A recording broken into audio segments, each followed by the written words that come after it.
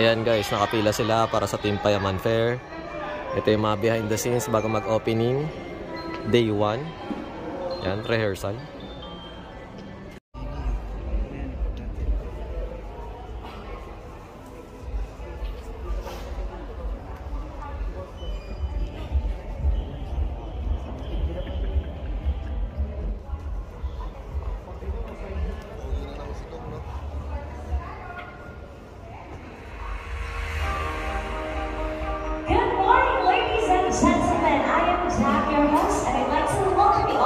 The grand opening ceremony of the Colors of Lights of Team Payaman Fair 2024.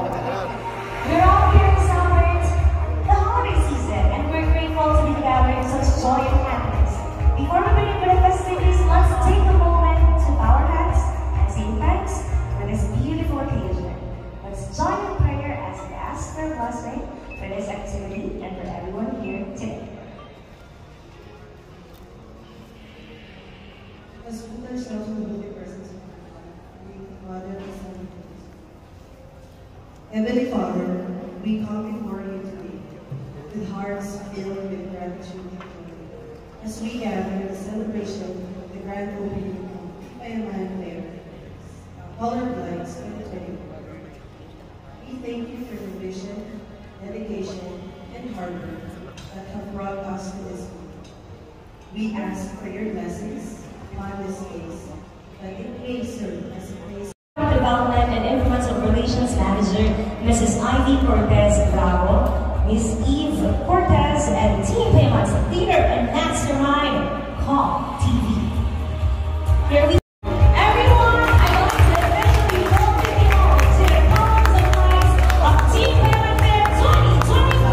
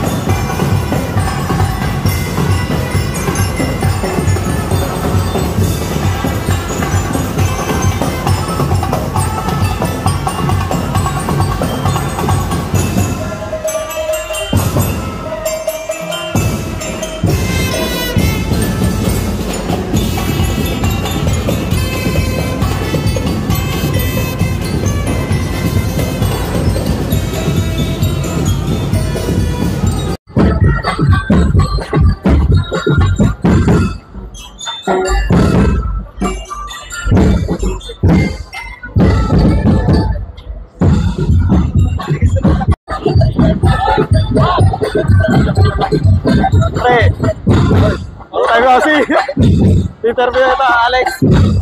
Fourth year, high school.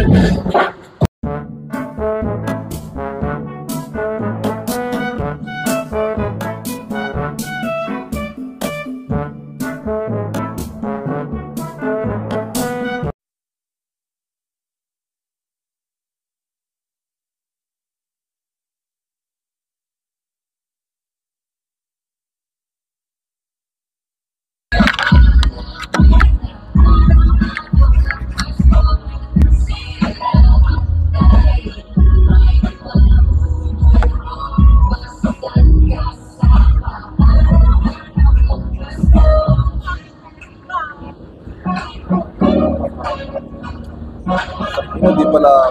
Ika? Tulita. Okay, rolling ka na. Okay na.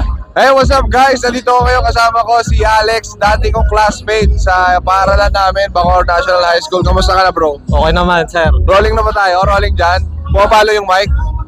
Then, ayun pala. Anong sir? Ay, sige. Ilang taon ka na ba? 33. Oh, magkakagidal. Magkaklase talaga tayo. Then, Lincoln, regarding pala dito sa Team Payaman, ayun, ano yung parang nilulook forward mo every year na, ayun nga, kasi parang naging, na to, tradition, parang fiesta, gano'n. Ano yung mga nilulook forward mo every year? Siguro next year, parang maganda may experience naman nasa nasa ibang lugar.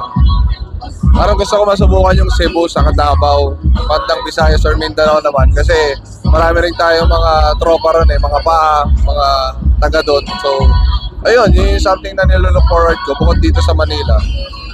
So, ayun, yung iba kasi umay na sa mukha ko dito sa Manila eh. Ganun. Oo. Then, ayun, meron tayong mga subscriber na nagtanong sa akin. Okay. Ayun, kung hindi ka daw boom sa mga social media, sa mga YouTube, ano naman daw ang magiging nyo, parang future career sana kung sakali? Siguro, sagot ko dyan, probably nag-networking ako or nag-negosyo or malamang empleyado ngayon sa isang kumpanya. It's either isa sa tatlo. Kasi pag di ako nag-success sa business, malamang balik ako pag-empleyado. Next natin, sir, is sino ang unang nag-aya sa'yo na mag-practice na, ayun nga, mag-gitara, bukod sa iyong tito, sir? Pinakauna talaga dyan, airpot ko. Sa kanya talaga yung pinaka-fundamentals ng ano. Kasi siya yung nakikita ko nagigitara nun sa bahay. Kaya siya talaga. Next natin, sir, is, ayun, kung sakali daw na magpe-perform kayo ng kanta, ano yung pinaka-favorite song nyo gustong itugtog sa mga audience or sa mga manonood sa inyo, sir? Actually, yung pinaka-paborito kong kanta namin yung Lakas. Lakas kasi tungkol sa isang tao na actually hindi siya tungkol sa isang tao, tungkol sa isang tao na nagbibigay ng motivational speech through kanta. So yun yung kasi yung tao sa mga kanta namin, ayoko may ganong genre pero positive metal. So yun yung talagang pinaka-mensahe na binabato ko palagi. Next natin, sir, ayun, kung sakali daw na, ayun nga, mga 3 types na gitara, ano daw yung gusto nyo? Acoustic, electric, or bass? Ay, electric guitar talaga ako. Electric guitar, ever since. Then, syempre, Lincoln, ayun, sino daw yung... Ano ba nagdadala akong gitara dati sa school? Oo. Ayun, ito pala guys, so hindi po kwento-kwento lang yung vlog ko. Nagdadala talaga akong gitara, di ba? Oo. Ayun pala, sa mga fourth year natin kaklase, syempre sila Athena, sila Shelo. Sa tingin niyo, sino yung pinakamagaling sa mag-gitara sa atin sa fourth year? Ay, wala ako. Ako pinakamagaling sa atin. Pero kung bukod sa akin, si Shelo. Si Shelo. Oo, si Shelo yung sumunod. Oo. Then, ayun, regarding pala sa fourth year, kanino ka daw, parang nagkaroon ng crush or parang may niligawan ka daw? Fourth year? Oo. Wala. Crush? Parang crush ko lahat nung nakikita ko dati nun eh. Kasi kaya ako marami akong crush, wala nagkaka-crush sa akin. Kaya natuto ako mag-gitara eh. Then, ayun, Lincoln, edi sikat ka na vlogger, tapos yung ibang vlogger naging politician. Kung sakali na aalukin kang tumakbo na politiko, tatakbo ka ba? Hindi. Wala akong alam dyan eh. Wala akong alam sa Kung inaaral ko siya, possible. Pero kung hindi ko siya inaaral, parang wala akong maiaambag sa bansa natin pagdating sa bagay na yan. Kaya ako na yun sa mga politiko. Then, sa mga future leaders natin. Ayun, para sa mga bagong content creator na kagaya mo, kagaya ko, ano yung gusto mong sabihin na, ayun nga, para mag-post or ng mga gatong vlog? Hindi, ka lang, na-post lang kayo ng post. Huwag nyo siya tignan as parang, gawin nyo lang siyang trip-trip lang sa simula and sana, and hopefully mag-boom. Kasi kung gusto nyo talagang maging content creator, hindi nyo siya makukuha in 1 year or 2 years. Something talaga siya na profession talaga siya. So it takes time to build an audience. Lalo sa mundo natin ngayon, napakarami na, halos lahat tayo gumagawa na ng videos, di ba? So, ayun, tuloy-tuloy lang. Pero kung ginagawa mo lang siya for fun, pwede rin, di ba? Parang diary mo lang, makikita ng anak mo, palang nagkataon lang, swerte ako. Maraming nanonood, kaya ayun. Lincoln, ayun, regarding sa mga business or gusto mong i-plug, ano yung gusto mong i-plug? Ay, pinopromote ko yung business ko, yung Wheels on the South. Yan, shoutout sa inyo dyan. Ano pa ba pangalan ko? Yung mga endorsement ko, supportahan nyo ako palagi guys. Maraming salamat. Siyempre, Team Payaman. Kong Clothing.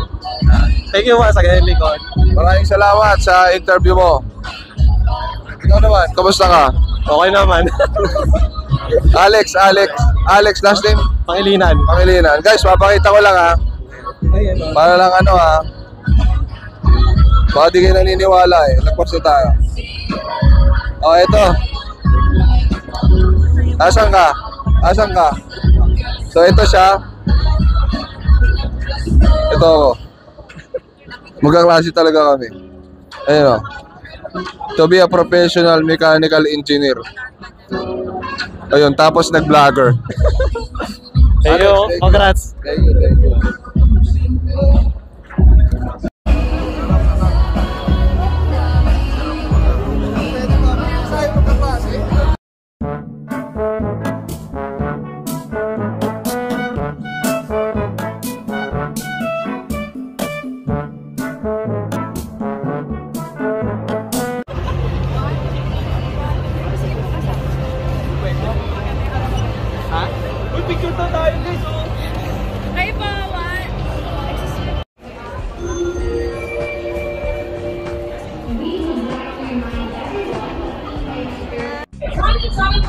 Is covered outright.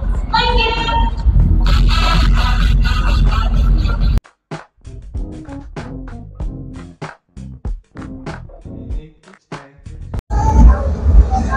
Hi guys, please like and subscribe to Alex Pangilinan. Hi everyone, please like and share and subscribe Alexander Pangilinan. Subscribe Alex Pangilinan's YouTube channel. Hi, please do like, share and subscribe Alex Pangilinan YouTube account. Please follow and watch Alex Pangilinan YouTube channel.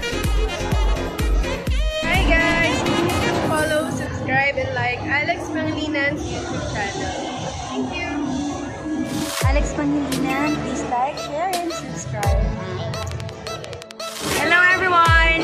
Please like and subscribe to Alexander Pangilinan YouTube channel. Hi! Please like and share, subscribe Alex Pangilinan YT. Thank you! Hello mga biyaheros, kung bitin pa kayo sa aming regular episode, meron tayong mga shorties, meron din tayong bloopers, question and answer, at kung ano-ano pa. Just click, click, click. Click nyo na, huwag nyo na kayo pinch. Hello mga kachupos, at nandito tayo sa Team Payaman Day 1 at kasama natin si Sir